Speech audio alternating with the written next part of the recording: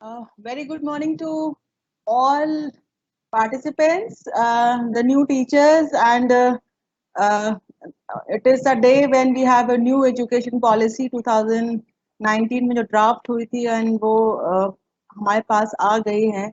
On such a lovely note, I would like to start my presentation. The topic which जिसका है learning outcomes. Learning outcomes. और अगर आप बहुत गहराई से अगर अपने ये न्यू एजुकेशन पॉलिसी को पढ़े हैं तो आपको लगेगा कि लर्निंग आउटकम की नीड किस कदर थी और कैसे उसको उसमें सम्मिलित किया गया है, कैसे उसको डाला गया है. तो आज का जो टॉपिक है वो लर्निंग आउटकम है. लर्निंग आउटकम बेस्ड एजुकेशन, इसकी डिमांड बहुत समय से है, क्योंकि ये महसूस होता रहा है कि हम जो शिक्षा में जो भी एक्टिविटीज करते हैं, अल्टीमेटली जो हमारा बेनिफिशियरी है, हमारा स्टूडेंट है, किसी भी लेवल का हो, प्राइमरी, सेकेंडरी, हायर एजुकेशन, किसी भी लेवल का हो, वो क्या कर पाएगा, क्या कर पाता है. हमारे सामने वो भी परिस्थितियां रही हैं कि बच्चों ने क्लास 10 पास कर लिया है, 12 पास कर लिया है और बीए कर लिया है, इंजीनियर्स भी बन गए हैं, पर एक्चुअली में जो उनकी इंफॉर्मेशन है, नॉलेज है, वो उसको यूज नहीं कर पा रहे हैं. यहीं पर वो नीड निकल कर आती है आउटकम बेस्ड लर्निंग एजुकेशन की. हम ये रिफ्लेक्ट कर सकते हैं कि बीए इंग्लिश पास, बीए हिंदी पास, इंजीनियरिंग, बीएससी, कितने सारे बच्चे हैं, क्लास 6 के बच्चे, क्लास 10 के बच्चे, मैं हर एक लेवल के बच्चों से के लेवल पे बात करूंगी. जो उनको आना चाहिए वो कितना आ रहा है. और ये सब के बारे में अगर बात करें तो हम पाएंगे कि बहुत ऐसी चीजें हैं जो हमको बहुत गंभीर डिस्कशंस पे छोड़ जाती हैं कि बच्चों का लर्निंग आउटकम या लर्निंग स्तर वैसा नहीं है जैसा कि हमने सोच रखा है. और उसलिए लर्निंग आउटकम का कॉन्सेप्ट आया है और इसमें हम लोग बहुत सारी बातें आज हम सीखेंगे. आज हम आपके साथ, आपसे भी सीखेंगे. I think question answer chat अगर अवेलेबल है तो आप उसमें पोस्ट कर सकते हैं अपने प्रश्न, और नहीं तो आप SCRT के थ्रू आप हमसे कनेक्ट कर you can clarify your doubts और whatever. Okay, before starting my presentation, I would like you all to see a small video where it is talking about learning outcome based education. I hope everybody sees it. अगर किसी हो सकता है किसी के network में issue हो तो वो वीडियो पूरा लाइव या जो अभी मैं प्ले करने जा रही हूँ वो ना आ पाए, तो उसके लिए I will share the link, आप उसको बाद में भी देख सकते हैं. फिलहाल मैं अभी अपना स्टार्ट करने जा रही हूँ वीडियो जो आपको लर्निंग आउटकम बेस के बारे में और ओपन सिस्टम के बारे में बताएगा कि किस तरीके से इसका इस्तेमाल हम करते हैं और क्यों करना चाहिए. Here it is.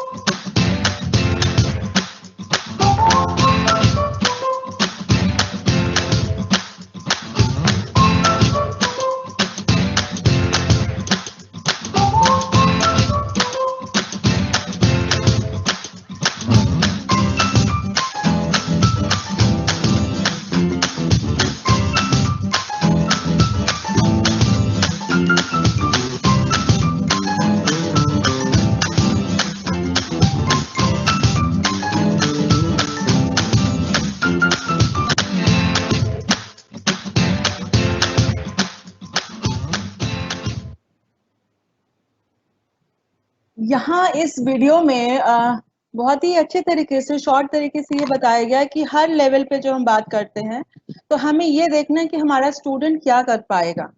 ग्रेजुएट बच्चा सिर्फ बीए, एमए और इंजीनियरिंग से नहीं करता है। क्लास 1 से क्लास 2 में भी वो ग्रेजुएट करता है। Gradually he is moving to class 2, gradually he is moving to class 3। तो वो ग्रेजुएट कर रहा है तो क्या उसके अंदर लर्निंग इस प्रकार से हुई है कि वो क्लास 1 की चीजों के साथ क्लास 2 में पहुंच रहा है? क्या वो क्लास 1 से पढ़ी हुई चीजों के आधार पर क्लास 2 की लर्निंग को ले पा रहा है? और हमें क्या करना है? तो ये लर्निंग आउटकम के बारे में तभी ये सोच आती है कि लर्निंग आउटकम क्या विषय है, कैसे हमें इसको समझना है और हमें कैसे करना है।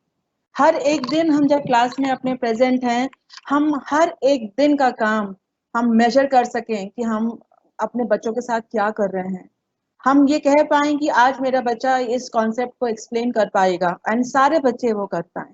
आज हम ये कह पाएं कि मैथ्स का हमने आज सिंपल इंटरेस्ट का फॉर्मूला बताया है तो मेरे क्लास के सारे बच्चे आज सिंपल इंटरेस्ट का फॉर्मूला बता पाएंगे और उसके बेसिस पे कुछ क्वेश्चंस को भी सॉल्व कर पाएंगे। क्या इतना ये हर एक बच्चे का अधिकार है। It is a right to, because he is going to school.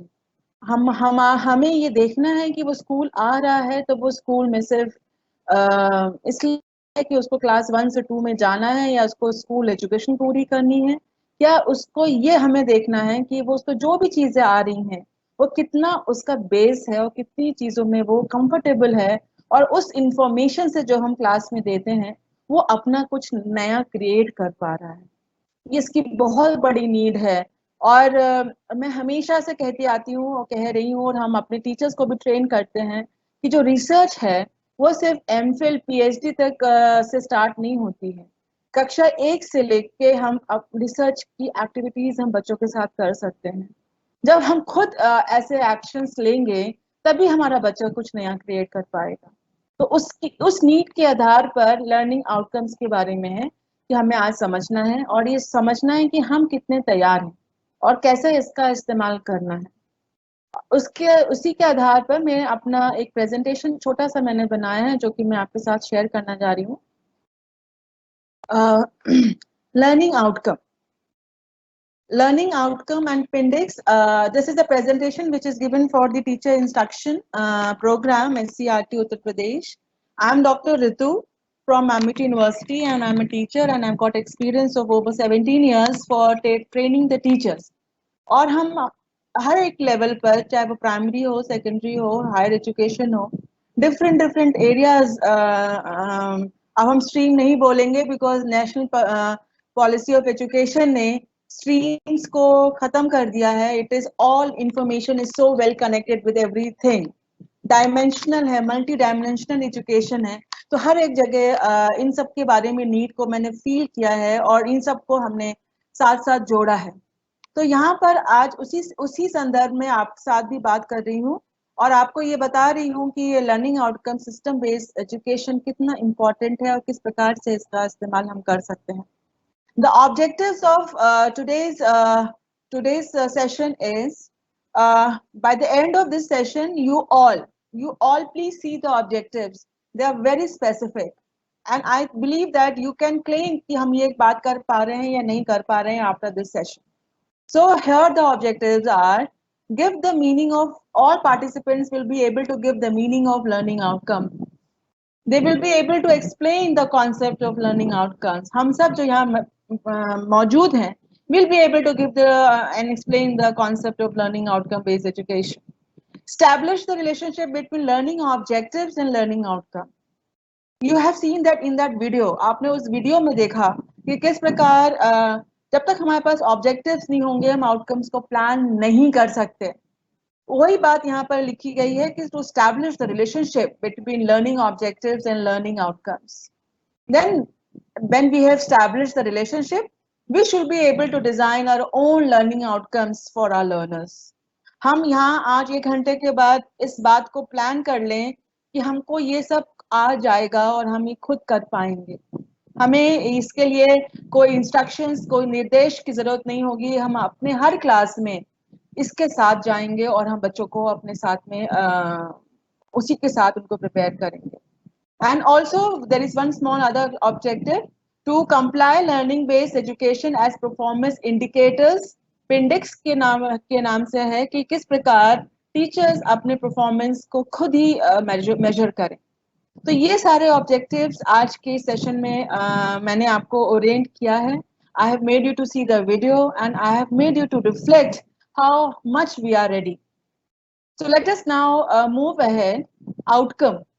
Let us orient ourselves for outcome in education system.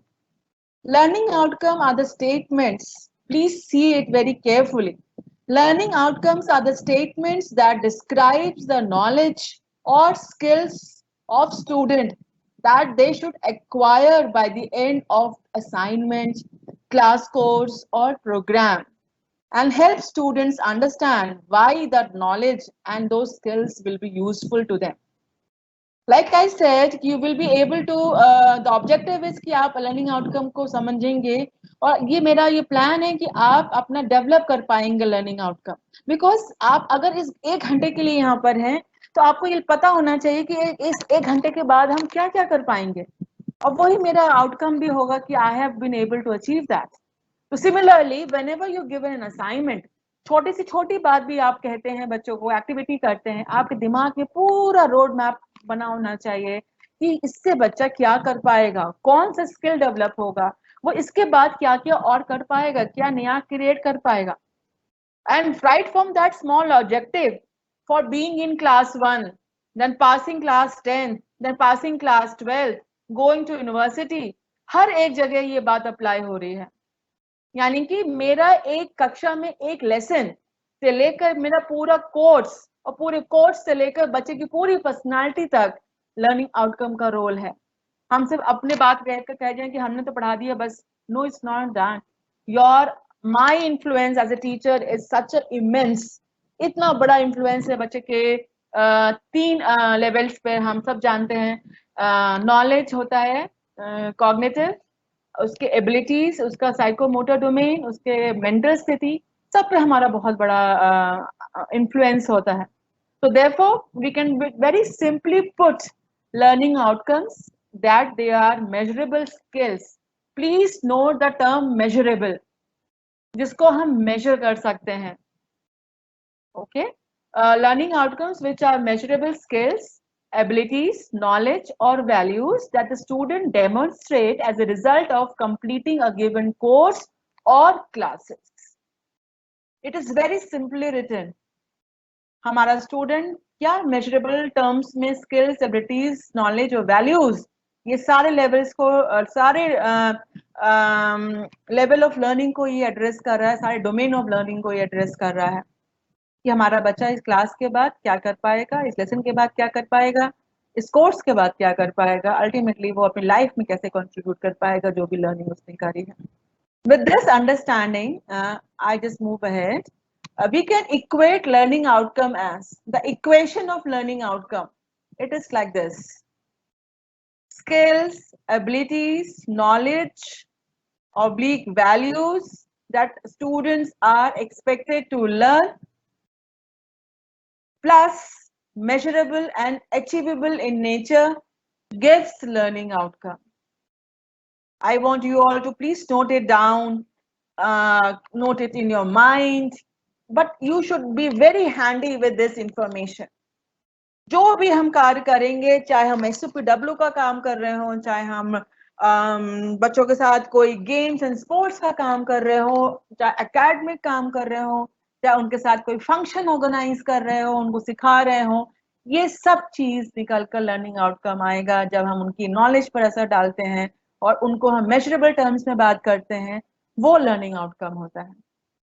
It is again with this example I said it is not only the academics, it is the holistic development, uska spiritual, mental, cognition, physical, everything, and all the things which are measurable, those come terms at learning outcome.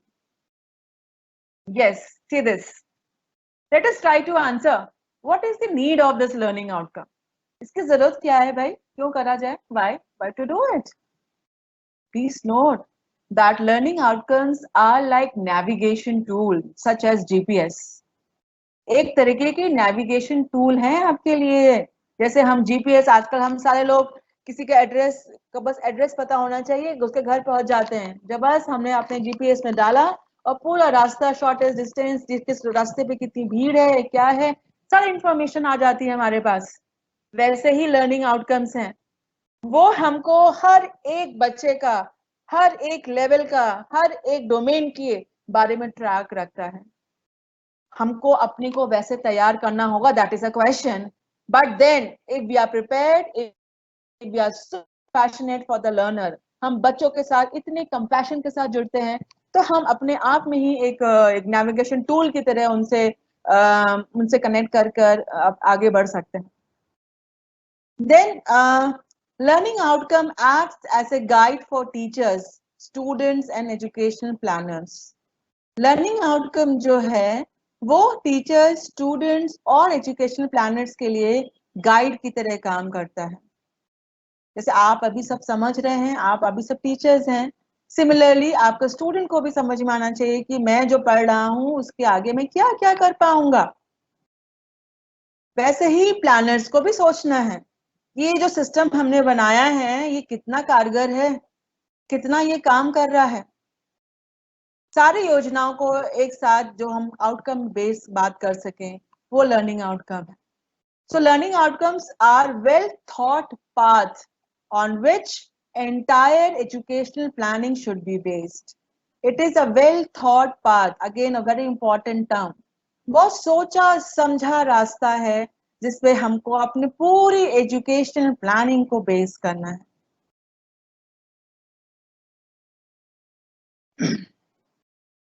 So now let us define learning outcomes. उसकी definition क्या हुई फिर? Learning outcomes are written statements that of what a successful student or learner is expected to be able to achieve at the end of a program or a module or a course or qualification. This was given by Adams in 2004.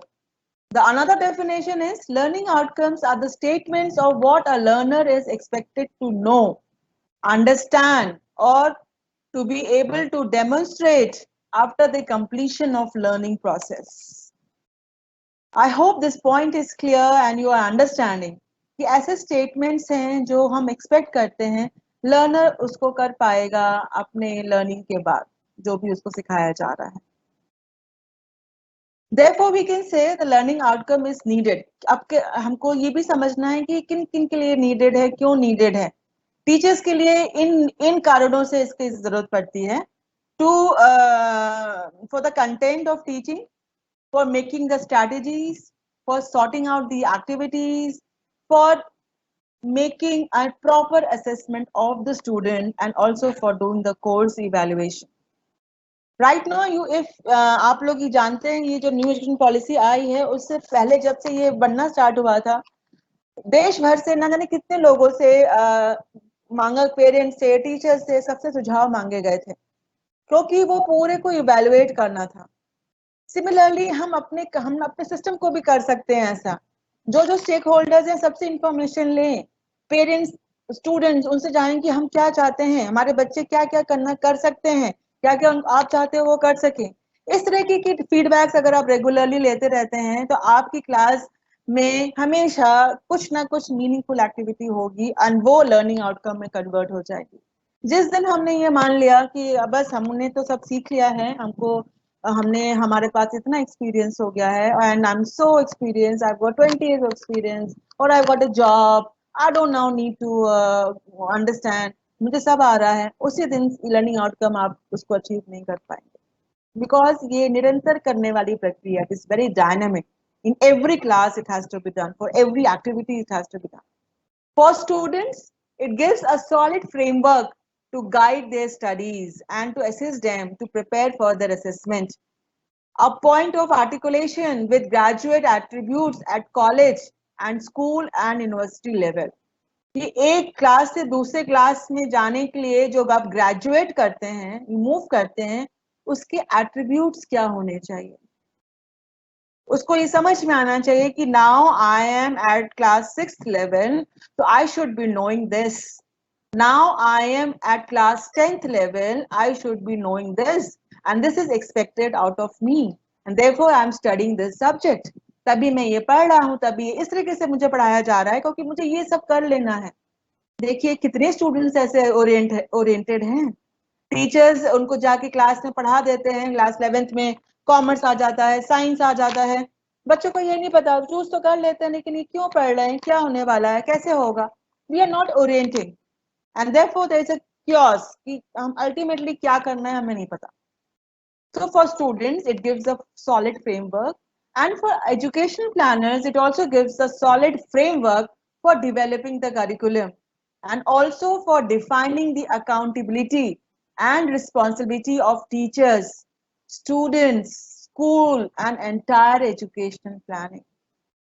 जो educational planners हैं, चाहे वो school के principal हों, चाहे वो educational institutes के directors हों, चाहे वो अब मिनिस्ट्री ऑफ एजुकेशन जो MHRD के नाम से पहले थी उसके हेड हों, सबको ये एक फ्रेमवर्क देता है कि ये किस तरीके से हमें अकाउंटेबिलिटी और रिस्पॉन्सिबिलिटी डिफाइन करनी है.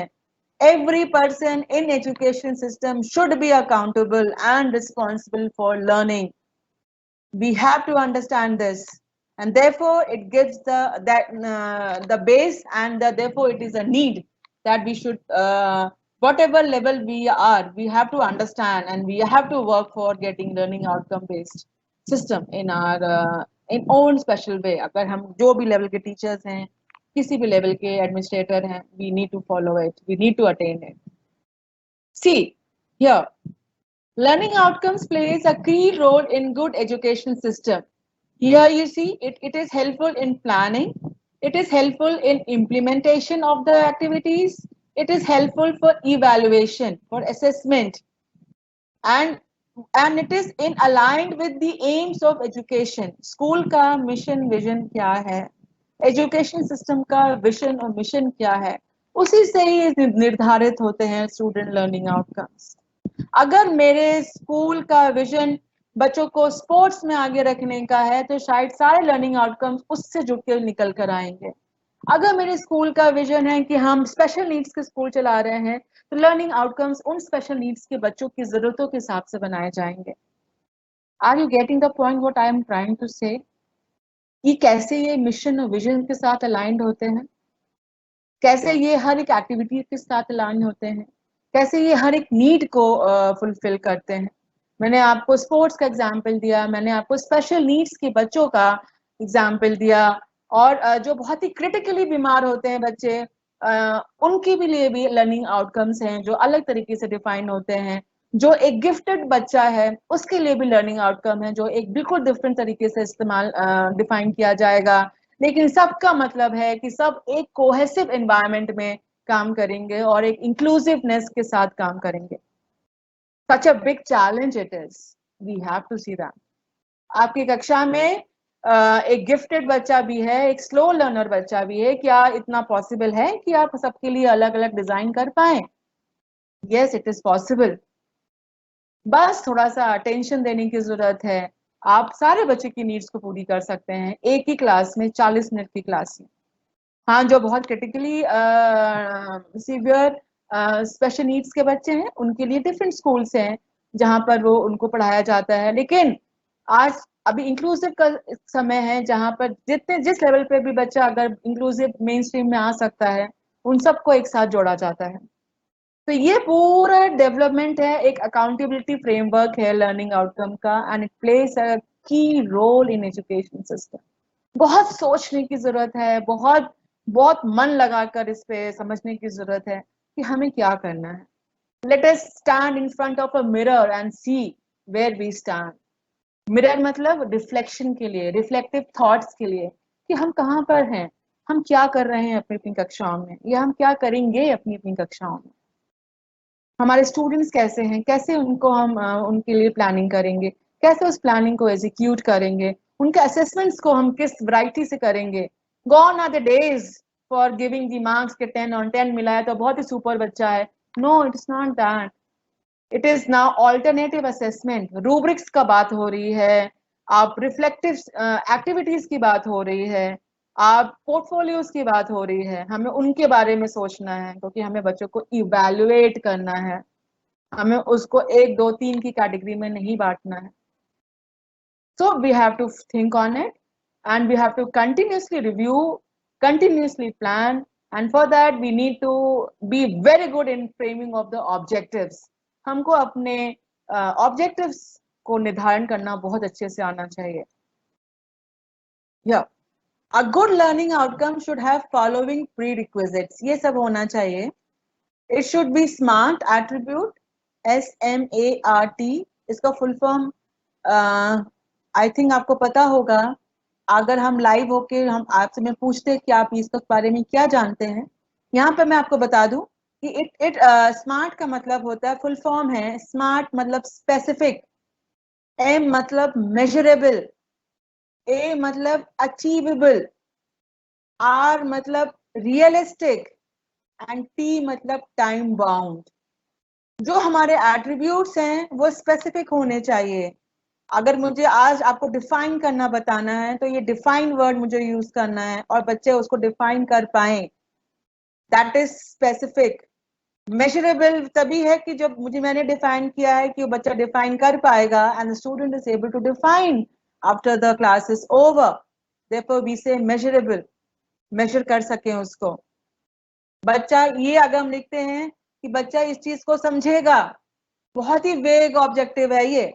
क्या समझेगा? आपको पता है क्या समझेगा? वो कुछ भी समझ सकता है.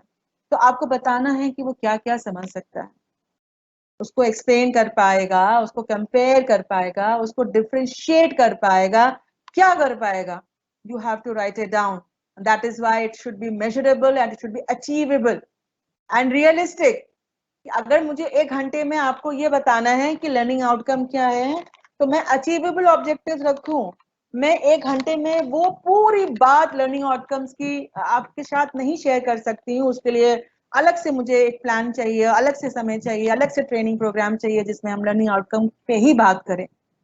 तो अगर मैंने वो ऑब्जेक्टिव के साथ आपसे बात करनी शुरू करी तो हो सकता है मैं 1 घंटे में ना कर पाऊं एंड देयरफॉर मैं क्लियर कट बात भी नहीं कर पाऊंगी. तभी मैंने रियलिस्टिक ऑब्जेक्टिव्स चूज किया है कि आप इस 1 घंटे में मैं कितने आराम से आपको समझा पाऊंगी और आपसे बात कर पाऊंगी कि हम ये कर पाएंगे. So it has to be realistic and therefore it is time bound. जिस टाइम पे सोचा है उस टाइम पे वो कंप्लीट हो जाए. Therefore, it should the attributes of learning outcome is SMART: specific, measurable, achievable, realistic and time bound. R से relevant भी होता है. relevant और realistic दोनों बात सिमिलर है. Use behavioral verbs that are observable and measurable. Behaviour पे जो चेंज लाने वाले वर्ब्स होते हैं, क्रियाएं होती हैं, वो लिखा होना चाहिए. डिफाइन एक एक्शन है, जैसे कि साइंस इंग्लिश में हिंदी में क्रिया पढ़ते हैं, बालक चल रहा है तो क्या कर रहा है बालक? बालक चल रहा है.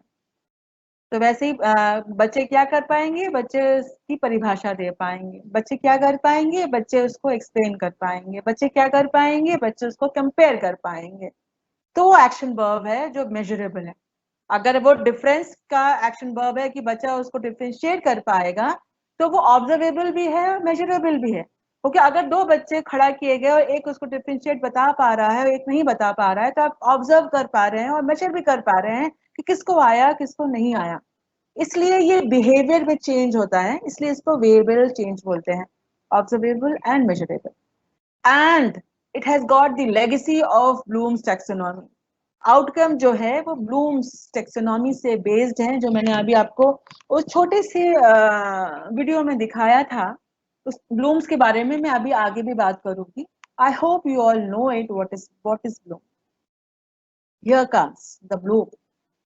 ब्लूम एक साइकोलॉजिस्ट थे, एजुकेशनिस्ट थे, जिन्होंने एजुकेशन के 3 डोमेन्स के बारे में बताया तो नहीं, पर उन 3 डोमेन्स पे उन्होंने एक्शन वर्ब्स बताए.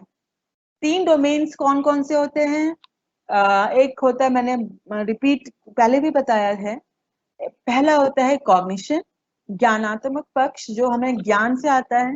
दूसरा है कोई भी चीज जब ज्ञान आती है तो उसमें भावनाएं भी हमारे पास होती हैं, उसके लिए भावनाएं भी साथ में आती हैं, तो उसको बोलते हैं अफेक्टिव डोमेन, भावनात्मक पक्ष। Next comes the last one, जिस और जब हम भावनाएं और ज्ञान आता है तो साथ साथ कुछ स्किल्स भी डेवलप होती हैं, एंड उसको बोला गया साइकोमोटर स्किल्स, क्योंकि उसमें बच्चे का मानसिक स्तर, जो फीलिंग्स, द बिहेवियर भी इन्वॉल्व है और स्किल्स भी इन्वॉल्व है। कुछ लोग गाड़ी बहुत अच्छा चलाते हैं, कुछ लोग गाड़ी रैश ड्राइविंग करते हैं, क्योंकि वो साइकोमोटर डोमेन से जुड़ी हुआ स्किल है। अगर हमें ये महसूस है, होता है कि रोड पे कोई मेरा कंपटीशन नहीं है, मुझे तो बस रोड पे अपना चलना है, तो वो गाड़ी आराम से चलाएगा, क्योंकि उसका साइकिक में भी ये है कि भाई मुझे किससे दौड़ना है, रोड पे तो सब सभी अनजान है, किससे मैं तेज गाड़ी चलाऊं, क्यों चलाऊं, मेरी लाइफ तो मेरी है। और कभी कभी लोग सोचते हैं, कुछ लोग होते हैं जो बस दाएं बाएं निकाल के गाड़ी ले जाते हैं, उनका भी वो साइकोमोटर डोमेन का स्किल है। उनको ये फीलिंग होता है कि मैं सबसे आगे निकल सकता हूँ, या मुझे ये आता है, मैं तो ऐसे गाड़ी कट करके निकाल सकता हूँ। तो देखिए दोनों की स्तर पर असर, दोनों को गाड़ी चलानी आ रही है, और दोनों का डिफरेंस इसलिए है क्योंकि वो साइको मोटर डोमेन से जुड़ा हुआ है। मोटर तो स्किल है ही, आपका काम करना आपका ये स्किल है, लेकिन जो साइकिक है, जो बिहेवियर जिससे गवर्न हो रहा है, वो इस बात से गवर्न हो रहा है कि किसने किस चीज को इंपॉर्टेंस दी। किसी ने अपने आराम और अपने लाइफ को और अपने सिक्योरिटी को इंपॉर्टेंस दी, सेफ्टी को इंपॉर्टेंस दी, किसी ने अपने स्किल को सबसे आगे निकलने के लिए इंपॉर्टेंस दी। एंड वी ऑल नो कि human behaviour is so unpredictable, we don't know कि कौन सी चीज कब कैसे रिएक्ट होता है, कैसे रिस्पॉन्स में आता है। So here Bloom taxonomy was there on 3 domains. और जो ब्लूम ने बात करी थी, उनके साथ उनके स्टूडेंट्स भी बहुत काम कर रहे थे, तो उन्होंने ज्यादा काम इफेक्टिव और साइकोमोटर डोमेन में काम किया। कर्तवाल और अनिता, उन लोगों ने इफेक्टिव और साइकोमोटर पे काम किया। ब्लूम्स ने ये 6 लेवल्स दिए, and which were later on revised. उनके लेवल्स थे जो अभी जो ब्लूम ने दिए थे, वो उन्होंने बेसिकली बात करी थी नॉलेज लेवल की, कॉम्प्रिहेंशन लेवल की, एप्लीकेशन लेवल की, एनालिसिस की, सिंथेसिस की और इवैल्यूएशन की। और उसके एक्शन वर्ब्स दिए, देखिए यहाँ पे बहुत अच्छे से एक्शन वर्ब्स लिखे हैं। और उसके बाद हम क्या कर सकते हैं, आउटकम बेस्ड बात करें, अगर हम बच्चे को बोल रहे हैं कि बच्चा डिस्क्राइब कर सकता है, कलेक्ट कर सकता है, डिफाइन कर सकता है, तो अगर हम उसको चेक करें आउटकम, तो हो सकता है मल्टीपल चॉइस की तरीके से उसको काम दें, उसको शॉर्ट आंसर्स की तरह काम करें, उसको विजुअल ऑडियो में उसको पहचानने की कोशिश करें, हम ये सब काम कर सकते हैं उसके साथ, जिसके थ्रू हम ये जान पाएंगे कि बच्चा नॉलेज लेवल पर आया कि नहीं आया। सिमिलरली यहाँ पर देखिए सारे एक्शन वर्क दिए हुए हैं कॉम्प्रिहेंशन लेवल के, जिसमें बच्चा जानने के साथ साथ अब चीजों को समझ रहा है, इसलिए वो उसको एक्सप्लेन कर पा रहा है, उसको एक्सप्रेस कर पा रहा है, उसको डिस्क्राइब कर पा रहा है, उसको डिस्टिंग्विश कर पा रहा है। जब तक ये नॉलेज नहीं है तब तक आई कैन नॉट डिस्टिंग्विश। अगर मेरे को लर्निंग आउटकम्स के बारे में पता नहीं है, तो लर्निंग आउटकम्स की इंपॉर्टेंस या लर्निंग आउटकम को एक्सप्लेन करना मैं नहीं कर पाऊंगी। उसकी जानकारी है हो, समझ हो, तभी मैं आगे बढ़ पाऊंगी, तभी मैं उसको अप्लाई कर पाऊंगी, उसको एनालाइज कर पाऊंगी, कह पाऊंगी ये सही है या गलत है, या इसमें ऐसा कर सकते हैं या इसको वैसा कर सकते हैं, एंड उसको सिंथेसाइज करके इवैल्यूएट कर पाऊंगी। इवैल्यूएशन बहुत हाई लेवल की थिंकिंग स्किल है, हायर ऑर्डर स्किल। जब हम बच्चे को कहते हैं टू कंक्लूड, टू एग्जामिन, ये सारी बातें जब हम कहते हैं, ये वही बच्चे कर सकते हैं जिन्होंने पूरा ये समझा हुआ है। ओके, जब ये बात हो रही थी तो 2001 में ब्लूम की टैक्सोनॉमी को फिर से रिवाइज किया गया, और उस रिवीजन में ये लेवल्स आ गए। यहाँ पर बात आ गई क्रिएटिंग की, वहां पे पहले बात थी इवेल्युएशन की, यहाँ पर आ गई क्रिएटिंग की। इवेल्युएटिंग उसका 5th लेवल हो गया। And starting from remembering, understanding, apply, analyzing, evaluating and creating. क्या हम कुछ नया कर पा रहे हैं? जो हमने साइंस पढ़ाया, तो क्या बच्चे ने कुछ नया फॉर्मुलेट कर पाया? क्या बच्चे ने कुछ नया नॉलेज क्रिएट कर पाया? हमने इंग्लिश पढ़ाई, तो क्या बच्चे ने उस नॉलेज से कुछ नया लिख पाया?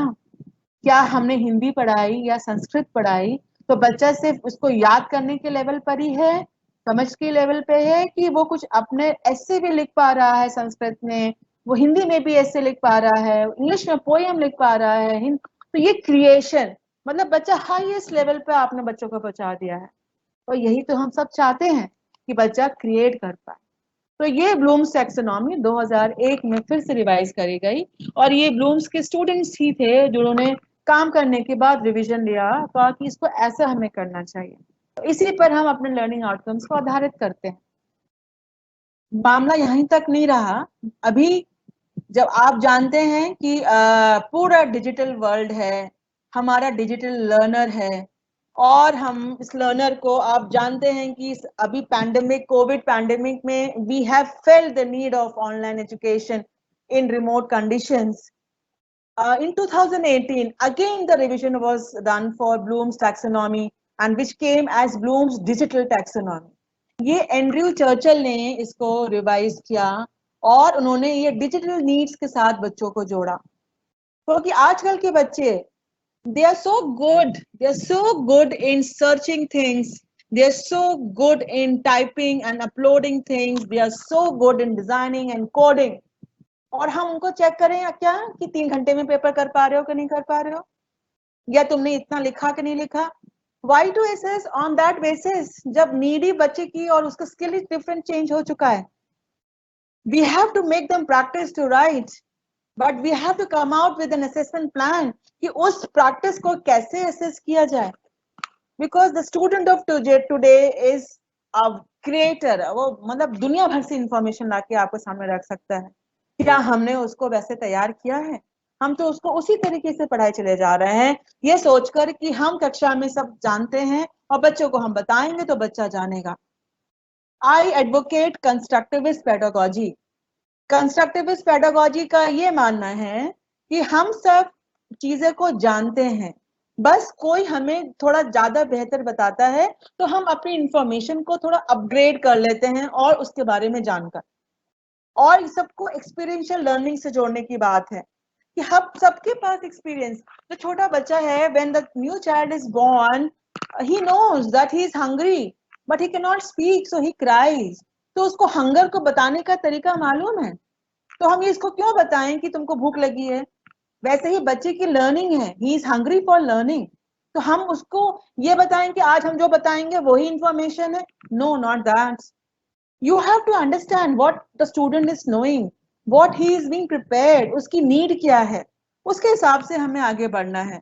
एंड ऑन दैट बेसिस वही सारे लेवल्स को एक्शन वर्ब्स डिजिटल टूल्स की तरह और डिजिटल उसमें डिफाइन किए गए, वो एंड्रयू चर्चिल ने 2018 में इसका ये काम किया।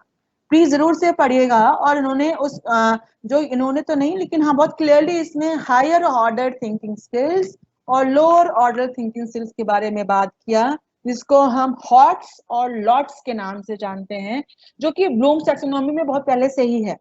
यहाँ कैटेगोरिकली इट वाज डिफाइंड कि अगर बच्चा ये सब कर पाता है तो उसका हायर ऑर्डर थिंकिंग है। जब बच्चे को लाइफ स्किल से आप जोड़ देते हैं, जब बच्चों को स्किल्स के साथ आप जोड़ देते हैं, जब बच्चों उसको वैल्यू के साथ जोड़ देते हैं, वो उसकी हायर ऑर्डर थिंकिंग स्किल्स हो जाती है। और लोअर ऑर्डर पे इंफॉर्मेशन है जो हम बच्चों को देते हैं, और बहुत बार बच्चे उस इंफॉर्मेशन पर होते ही हैं, हमें उसी से बिल्डअप करना चाहिए, तभी हम लर्निंग आउटकम्स की तरफ पहुंच सकते हैं। मैंने बहुत सारी बातें ऐसी की हैं जो आप अगर आप थोड़ा सा सोचें तो आप ये पाएंगे कि ये कितना हम करते हैं और कितना ये हो रहा है हमारे साथ। Then you will understand the need of learning outcome and learning objectives. Okay, the good learning outcomes are focused on what the learner will know or what he will be able to do at the end of defined period of time and indicate how that knowledge or skill will be demonstrated. I'm giving you the examples now. कैसे लिखा जाता है? मैंने learning objective बनाया कि the student will be able to predict the motions of celestial objects. Suppose मेरा ये social science का क्लास 6 का ऑब्जेक्टिव है कि हमने ऑब्जेक्टिव बनाए कि बच्चा बता पाएगा कि सेलेस्टियल ऑब्जेक्ट्स का मूवमेंट और मोशन कैसा होता है, कैसे अपीयर होते हैं। तो उसके बाद उसका आउटकम क्या निकल कर आएगा कि बच्चा वो प्रिडिक्ट कर पाए। तो this is how we will write, predict the appearance and motion of visible celestial object. Objective कैसे फ्रेम किया था? The student will be able to क्योंकि जब हम क्लास में गए थे तो हमारा ये फ्यूचरिस्टिक प्लान था, क्योंकि अगर 10 बजे क्लास शुरू करी है तो मैंने 10 बजे से पहले ऑब्जेक्टिव बनाए कि आप ये कर पाएंगे, पर अभी हम क्लास में चल रहे हैं, प्रेजेंट टेंस में चल रहे हैं, तो इसके बाद आप ये कर पाएंगे तो ये विल भी नहीं यूज होगा, आप वो कर पाए तो आप हम मेरा होगा कि define learning the concept of learning outcome, explain the concept of learning outcome, design the concept of learning outcome. ये आपका लर्निंग आउटकम है जब आप इस क्लास के बाद खत्म करेंगे इस चीजों को। तो विल बी का डिफरेंस है, क्योंकि जो लर्निंग ऑब्जेक्टिव्स है वो फ्यूचरिस्टिक है कि हम जब कब कुछ करेंगे तब बच्चा ये कर पाएगा, लेकिन उसके बाद जो बच्चा क्या कर पाएगा वो बिल्कुल क्लियर कट शॉर्ट बात कही गएगा कि बच्चा प्रेडिक्ट कर पाएगा, बच्चा प्लान कर पाएगा, बच्चा डिजाइन कर पाएगा, करेगा, सिलेक्ट करेगा, कम्युनिकेट करेगा, इवेल्युएट करेगा, फॉर्मुलेट करेगा। और अगर आपके क्लास के स्टूडेंट्स ये सब कर पा रहे हैं, it means that you are doing wonders in the life of the child. आप एक बहुत ही मैजिकल पावर के साथ बच्चे के साथ जुड़े हुए हैं, आप बहुत ही करिस्मेटिक तरीके से बच्चों के साथ जुड़े हुए हैं, और ऐसे अगर टीचर्स मिल जाएं तो क्या बात है, क्या बात है कि हर एक बच्चा जो क्लास में सीखने के लिए जाता है वो ये जान पाएगा कि वो क्यों कक्षा में बैठा है, और उसके बाद वो काम को कर भी पाएगा। बहुत बहुत मन लगाकर बच्चों को पढ़ना है, पर बहुत बहुत ज्यादा मन लगाकर टीचर्स को पढ़ाना है। हम लोग हमेशा बोलते हैं कि बच्चे लोग मन लगाकर पढ़ो, तो हमारे लिए भी ये बात लागू होती है कि हमें मन लगाकर पढ़ाना है। Again I am going to give another example, one more practice. एक अगर वेग मतलब जो बहुत ही अजीब सा आउटकम है जो हम अक्सर देखा जाता है लिखा हुआ, वो ये है, वेग मतलब जिसका कोई महत्व नहीं है, बहुत ही बड़ा है, इसको समझना इम्पॉसिबल सा है। तो कहीं कहीं आप देखिए ऐसे लिखा हुआ होता है, by end of this course the student will have a deeper appreciation of literature and literary movements in general. अब यहाँ ये देखिए डीपर एप्रिसिएशन से क्या मतलब है, क्या कर पाएगा वो? यहाँ पे कोई लर्निंग आउटकम आप स्पेसिफिकली नहीं बता सकते हैं। डीपर एप्रिसिएशन मैंने कहा बहुत अच्छा था, वो भी मेरा डीपर एप्रिसिएशन है, किसी ने कहा बहुत बहुत अच्छा था, वो भी मेरा डीपर एप्रिसिएशन है। बट जब आप इस क्लास से बाद जो मैंने आपको यहाँ पढ़ाया है, ये हमने डिस्कस किया, मैं पढ़ा नहीं रही हूँ actually, I am just discussing because you all know it, only the orientation is required. How you will define, suppose ये इंग्लिश का लर्निंग आउटकम है, आप ये बताएंगे student will be able to, he will identify and describe the major literary movements of 20th century. See, it is so smart and specific and time bound. यहाँ पर identify करना बता रहा है, डिस्क्राइब करना बता रहा है, और पीरियड भी बता रहा है कि कौन से मूवमेंट्स, 20th सेंचुरी के मूवमेंट्स। यहाँ पे देखिए डीपर सेंचुरी एप्रिसिएशन, ना कुछ समय पता है ना कुछ उसके बारे में पता है। क्या ये appreciation of literature during dark age के बारे में बात हो रही है, कि बिफोर क्राइस्ट के बारे में बात हो रही है, कि महाभारत के बारे में बात हो रही है, कि शेक्सपियर के जमाने की बात हो रही है, क्या हो रहा है, कुछ समझ नहीं आ रहा। बट यहाँ it is very specific. Then perform close readings of literary text.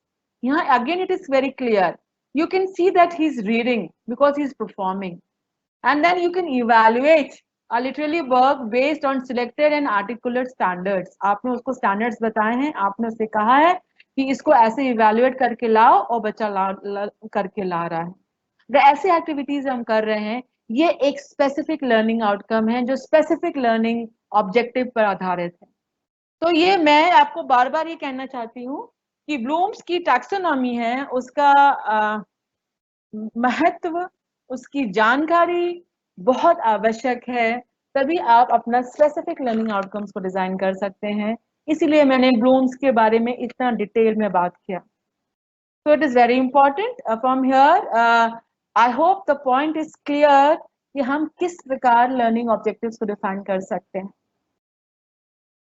Next comes on the basis, because this topic also has the coverage of Pindex, जिसमें कि performance indicators के बारे में हम बात करें, तो ये बात यहाँ समझने के बाद हम आगे बढ़ते हैं। Based on the abilities and capabilities of designing learning objectives and creating learning outcome based learning plan, performance of learning and teaching should be continuously assessed. I hope we all will agree that we should give a performance assessment of teachers and students and system. ये जो अभी new education policy 30 साल बाद revise होकर आ रही है, ऐसा नहीं होना चाहिए। जल्दी जल्दी इसमें रिविजन को कि क्या 30 साल तक नॉलेज वहीं रुकी रही? डिजिटल, पूरा वर्ल्ड डिजिटल हो गया और अभी इसमें बात, अब इसमें बात किस हद तक है वो और पढ़ना पड़ेगा तो समझ में आएगा। तो इतना टाइम नहीं लगना चाहिए, कंटिन्यूसली असेसमेंट होना चाहिए। बट उसके और भी बहुत सी चीजें हो जाती हैं, इसकी वजह से चीजें रिवाइज नहीं होती, पर हम अपनी कक्षा में तो कर सकते हैं, हम अपनी क्लास में तो कर सकते हैं। So therefore we need to assess ourselves continuously, and therefore performance indicator concept is there, which was introduced by NCERT for the elementary school education teachers, but now it is implemented for everyone. Performance indicators, PINDEX, इसको short form है। PINDEX ये मत सोचिएगा कि P से कुछ होगा, I से कुछ होगा, N से कुछ होगा। इसको परफॉर्मेंस इंडिकेटर्स को ही पिंडेक्स कह रहे हैं। परफॉर्मेंस इंडिकेटर, पी इंडिकेटर्स को शॉर्ट कर दिया, पिंडेक्स कर दिया। इसके अपने कोई एब्रिविएशन नहीं है। It is performance indicators which are used to assess the performance and progress of the teachers, and performance standards are the areas in which teacher perform their tasks and responsibilities. Under performance standards, that are some specific tasks which are expected to be performed by the teachers.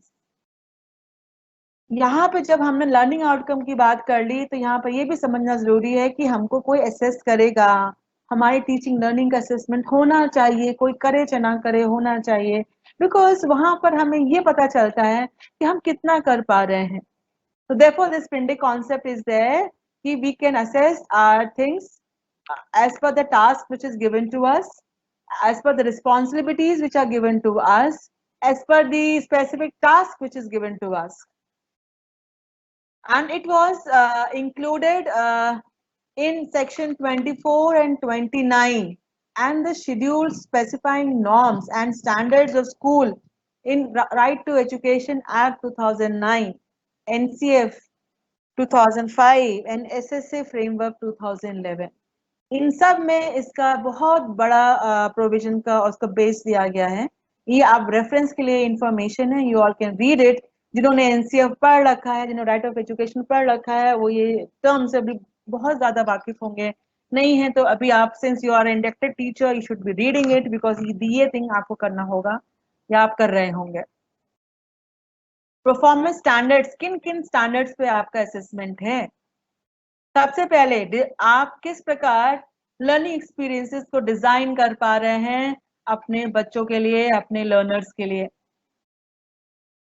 Knowledge and understanding of subject matter, strategies for facilitating learning, interpersonal relationship, professional development, school development में आप क्या करते हैं और आपकी teacher attendance कैसी होती है, ये प्लीज इसको आप नोट कर सकते हैं। These are the areas on which you have to assess your performance and your performance will be assessed कि आप किस प्रकार लर्निंग एक्सपीरियंसेस को डिजाइन करते हैं, कैसे आप सब्जेक्ट मैटर की समझ को बढ़ाते हैं, रखते हैं, कैसे आप लर्निंग को फैसिलिटेट करते हैं। मैंने कहा ना कि we are the facilitators, we are not the teachers, because जिस दिन हमने मान लिया कि हम ही सब कुछ जानते हैं, वहीं पर प्रॉब्लम स्टार्ट हो जाती है। हमको बस फैसिलिटेट करना है, क्योंकि लर्निंग जो है, बच्चा अपनी अपनी समझ से क्लास में बैठा हुआ है, उसी पे हमें आगे बढ़ना होता है। और फिर हम किस प्रकार बच्चों के साथ रिलेशनशिप रखते हैं, अपने साथियों के साथ रखते हैं, हम अपने पेरेंट्स के साथ, अपने कलीग्स के साथ, अपने हेड्स के साथ कैसे रिलेशनशिप में है, कैसा हमारा व्यवहार है, क्योंकि कम्युनिकेशन स्किल सबसे इम्पोर्टेंट है किसी भी सक्सेसफुल टीचर के लिए और किसी भी सक्सेसफुल एनवायरनमेंट के लिए। वर्टिकल्स में ना हो कम्युनिकेशंस, हॉरिजॉन्टल कम्युनिकेशंस हो। वर्टिकल्स में होता है तो प्रॉब्लम वहां स्टार्ट हो जाती है। तो it is related to that. Professional development में आप क्या क्या करते हैं, हर साल क्या क्या नया सीखते हैं, कौन सी ट्रेनिंग करते हैं, कैसे नया सेमिनार्स करते हैं, क्या नया क्रिएट करते हैं, it is on that. School development, school के लिए भी ये सब अपने लिए ना करें, कर रहे हैं, लेकिन वो उससे स्कूल का कितना डेवलपमेंट हो रहा है। ऐसा नहीं है कि सब सेमिनार्स करना है, ट्रेनिंग करना है और फिर मैंने ये किया, not that. Whatever you are learning, you should bring back to school. discuss with the teachers, discuss with your student and make it as a tool for their development. बहुत बार लोग जाते हैं seminars पे, they don't tell others कि we have been seminars. This is how you're growing professionally, but you are not contributing for the school development. So it is again horizontal. Whatever you are learning, it should be there in your school implemented. You should be implementing it. Then teachers attendance, definitely. Her teacher एक दिन नहीं आता तो 8 period बच्चे के सिर्फ इसलिए निकल जाते हैं क्योंकि एक टीचर क्लास में नहीं आया है। तो आपको अपने अटेंडेंस को बहुत मॉनिटर करना है, क्योंकि बच्चे तो 50 बच्चे हैं क्लास में, 50 बच्चों का वो दिन पूरा निकल गया ऐसे ही। और फिर सब्स्टिट्यूशन पे भी जाते हैं तो please do something meaningful, don't just make them to lie down, सिर नीचे रख लीजिए और सोइए और मेरा सब्स्टिट्यूशन के लिए मैं आया हूँ। Make them to learn, you can talk so many things, make them to learn. Use of pendex, कहाँ कहाँ हम इसका इस्तेमाल करते हैं? Pendex can be use by teacher themselves for assessing their own performance and to make continuous effort to reach the highest level. These can also be used for teachers' appraisal by the supervisory staff, mentors to assess and to provide constructive feedback for improvement of teachers' performance. Each performance indicator is rated on 4-point scale from 1 to 4, indicating the levels of performance. जो form होता है जो आपको भरना है वो आप खुद सेल्फ असेसमेंट है तो खुद भरेंगे, बट वो उसका इस्तेमाल आपके अप्रेजल के लिए आपका सुपरवाइजिंग स्टाफ कर सकता है, आपके मेंटर्स कर सकते हैं, और फिर वो आपको कंस्ट्रक्टिव फीडबैक दें। ये भी बहुत इंपॉर्टेंट चीज है लर्न करना कि कंस्ट्रक्टिव फीडबैक दिया कैसे जाता है। It is very important because many times we don't give constructive feedback. It is a criticism. We do it for our students and our head do it for us. Let us not do that. Let us make the environment very happy. Happiness generate करिए, हम सब दूसरों को खुश कर सकते हैं.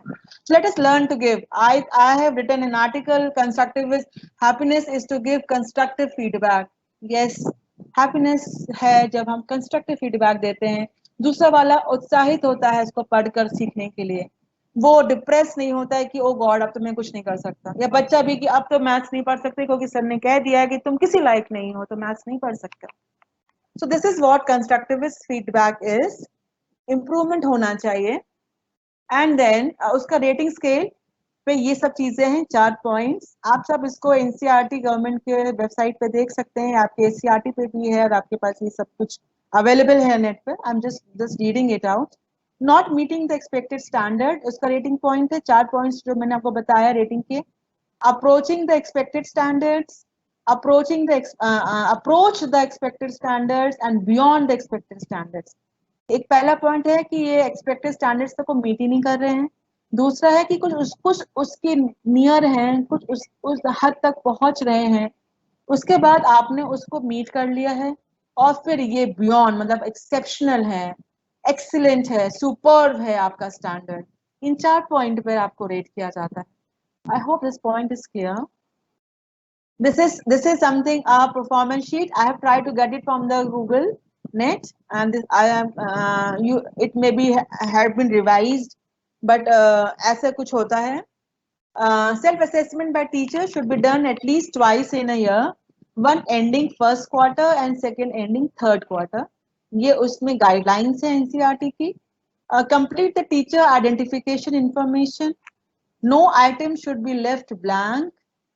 कोई भी चीज उसमें खाली नहीं होनी चाहिए। Read each performance indicator carefully and reflect on its context of your classroom practice and give rating in appropriate box. Be very genuine because learning outcomes से सारा चीज मेजर तो हो जाएगा कि आपने इसको अपने आप को एक्सपेक्टेड बियॉन्ड करा है, लेकिन बच्चा अगर नहीं बोल पा रहा है तो जब आपको क्रॉस वैलिडेट होगा तो वो पॉइंट कट जाएगा। So you have to be very honest while filling this form. And honesty यही है कि क्लास में वैसे काम करिए, automatically beyond expectations आप पहुंच जाएंगे।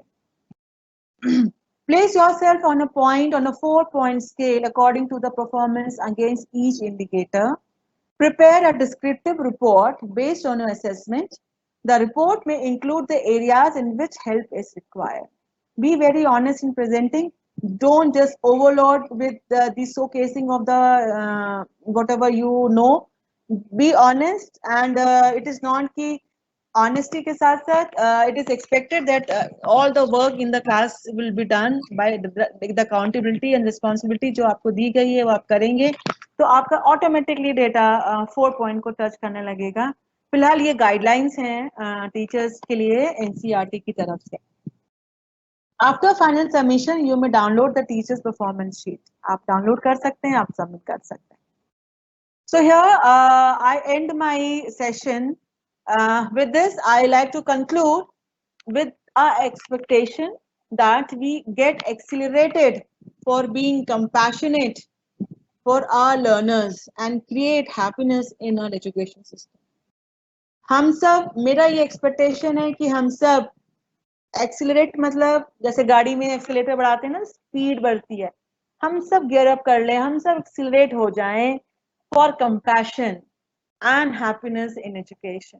हमारा लर्नर जो 8 घंटे हमारे साथ रहता है वो खुशी से झूमना चाहिए आपके क्लास में, और वो आप कर सकते हैं by your dedicated work, by your feeling that every learner is my learner and every child is my child and I'm here to make a difference, and this important learning will help us to improve on the learning outcome। जो learning outcome lesson plan से जुड़कर पूरे system के outcomes तक जाके जुड़ रहे होते हैं और पूरे सिस्टम के रिफ्लेक्शंस के बारे में बात कर रहे होते हैं। I hope the points are clear. I hope we have been able to understand learning outcome. Explain हमको कर पाएंगे। अगर हमको लिखने को बोला जाए अपने क्लास ऑब्जेक्टिव्स को लर्निंग आउटकम में, तो हम बहुत ही केयरफुली अपने ऑब्जेक्टिव्स को डिफाइन करेंगे और उस डिफाइन के बेसिस पे उनके आउटकम्स को लिख पाएंगे कि बच्चा आज क्लास में ये सिखाया गया है तो ये सब कर पाएगा, और उसको हम मेजर भी करेंगे, चेक भी करेंगे। Therefore, I would like to say thank you for learning to learn with me. As we all know, learning के 4 pillars होते हैं, learning to be, learning to live together। UNESCO के आपने अगर पढ़ रखे हैं तो अल्टीमेटली learning to be है और learning to live together है कि हम सब आपस में चीज़ों को जाने, कर पाएं, अपने आप को जाने और live together कर पाएं। So this is what I feel that I have also learned from you and you have learned from me। Learning together है because we all want to be very happy and contributing to our system। मैं जैसे हर एक class आपकी important है, आपका हर एक activity important है और आपके हर एक सोच जो मेजरेबल हो सकती है वो आपको इम्प्लीमेंट करना आए, ये इम्पोर्टेंट है। Thank you so much.